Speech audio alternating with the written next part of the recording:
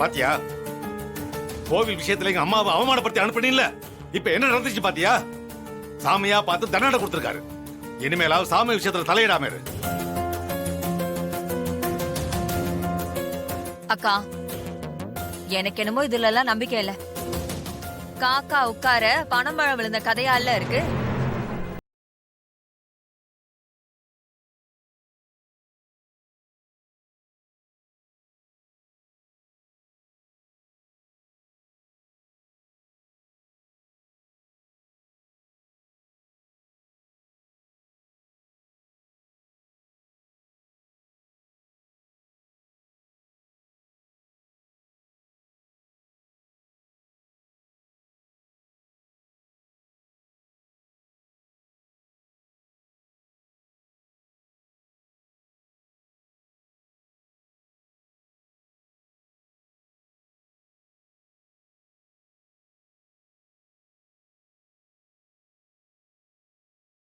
போலாமா? சாமி விஷயத்துல நல்ல காரியங்களை செய்யலன்னா அது நம்ம குடும்பத்துக்கே ஆபத்தா முடியுமா? சரின்னு சொல்லுங்கம்மா. சரி சரி, என்ன டார்ச்சர் பண்ணாதீங்க, போய் தொலைங்க.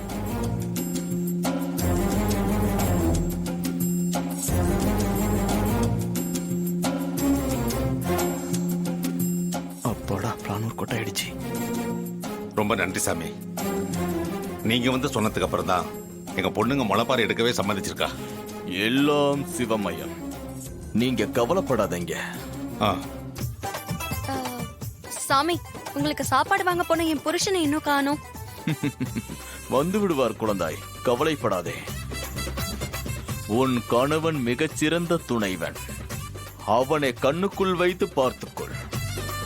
அவன் உனக்கு கிடைத்த ஒரு பொக்கிஷம். நீ உன் உடம்பையும் பத்திரமாக பார்த்துக்கொள். சரிங்க சாமி. சாமி, இது எறும்பு. எங்க சொன்னா கேளுங்க, தேவையில்லாம பேசி மாட்ட போறீங்க. வாய்ப்பு கிடைக்கிறப்ப இப்ப நடந்துகிட்டதாப்பா உண்டு. சில விஷயங்களை நான் இப்பொழுது தெளிவாக சொல்ல வேண்டியதிருக்கிறது. இந்த வீட்டு மூத்த மருமகன் ஒரு தலைமகன், தெய்வ மகன். சாமி, திரும்ப என்ன மூத்த மருமகனை பத்தியே ரொம்ப பெருமையா பேசிட்டு இருக்கீங்க? அவன் என் மனதை ரொம்பவே கவர்ந்து விட்டான். அதனாலதான் 4 வார்த்தை அவனை பற்றி பெருமையாக சொல்கிறேன். சாமி, இங்க சட்டையில ஏதோ இருக்கு. எங்க இதுக்கு மேல தாங்காது. அந்த வேலை முடிஞ்சல, கிளம்பலாம் வாங்க. மங்களம் மங்களம். அப்ப நான் வந்த காரியம் முடிஞ்சது. நான் கிளம்புறேன். வாங்க சாமி. ஓம் நம சிவாய, ஓம் நம சிவாய. வருகிறேன். உன் சந்தேகத்தை குறைத்துக்கொள். உன் கணவனை நன்றாக பார்த்துக்கொள். அத்த, சாமி போய் விட்டு வந்துடுறேன். சரிங்க மாப்பிள்ள.